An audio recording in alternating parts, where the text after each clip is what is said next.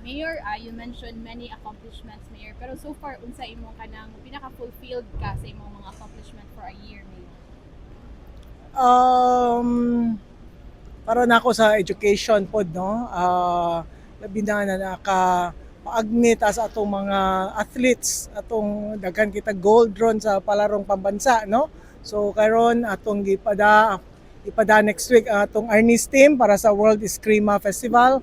Hopefully maka bring home pod sila og atong mga awards no.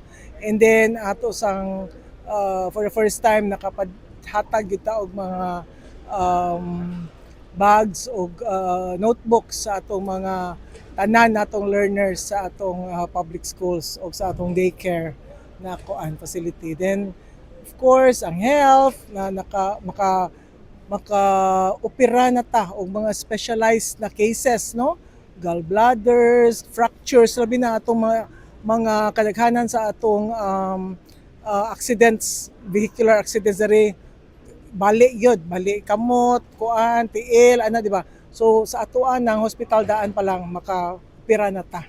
Na natay ortho, onco, na surgeon. Balik ta sa education. Mention ganina na itukuron nga 12-story building sa Marikina. Marigondon, yan, First, national fund na. first na nga 12-story.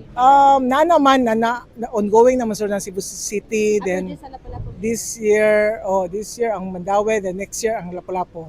Sure Kailan na na target sudan, Mayor? 27.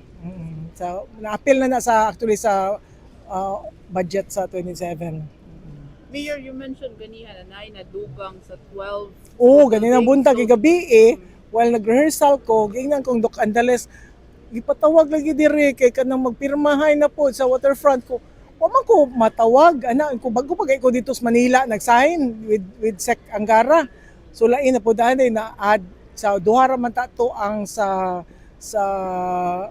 through city which is ako nang gituyo na ang city mo tukod kaysa DPWH. Actually, we were given the choice, no, niya mo to giingna di ko nang ko sa DepEd na ha ang DP mo tukuron ko daghan pa mo kay mig pending dire ako pa man tarungon ang engineering dire oy kay hinay kayong kanang POWI mo na bitaw akong mention na every month na jud ko mag-monitor ugma na din ko meeting kaming kong ahong sa engineering team kaya mo lagi na i-revamp ang engineering kay hinay kayo ang kuan. So asa dapit ang bottleneck, asa man gyud ang kuan, di ba? Ang hinay, nya nganong di man nato mapadali ang kuan. So unsa ilang mga excuse, unsa ilang mga dapat atong usbon. Sa bagong City Hall Mayor, ano sa ato mag-start expected? Hopefully maka hinay-hinay na kita by the end of di gyud na so good pa no ang mga at least ang framework ma-final na to kay actually artist rendition pa to di pa gito final no so but it will be in front of our existing Lapu-Lapu complex nya ato nang ihimuan jud og kanang the whole master plan dili lang ang City Hall ba but ang surrounding adto ato gito dili ato lang use of our own funds. Oo. Actually nanataroy makaingon ko mga 700 million nanata ang syudad ha for City Hall. Tagana na nagsugod last year 200 this year. Nya natay nakolekta na 300 ato nang gigahin pod para sa kon.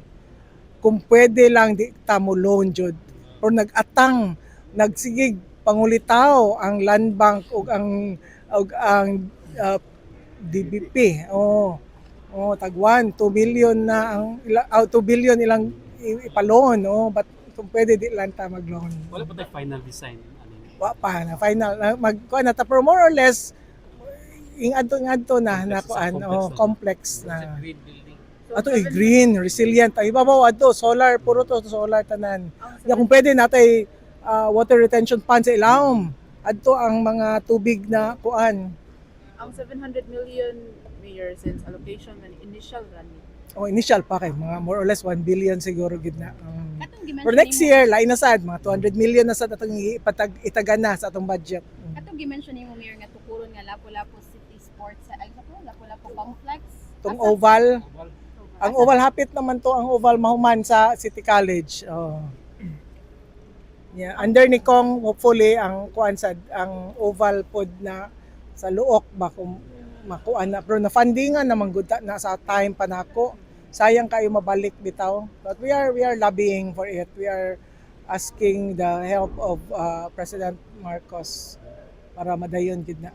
Kinaamo gud sa Navy na force na lot so napatay gipang kuan. Sa hospital po, Mayor, since you mentioned phase Mm. 5, is it Nasugdan man to nako sa ako ang time 2025 no nya sug kuanan pun-an na ni kung ahong next year para mahuman na gid ng phase 5 para more beds and hopefully maka level 2 na ta kaya tong kuwang sa level 2 actually ang ICU wa man tay ICU pa so hopefully mo na atong kuan less na gid atong ipasa sa Soto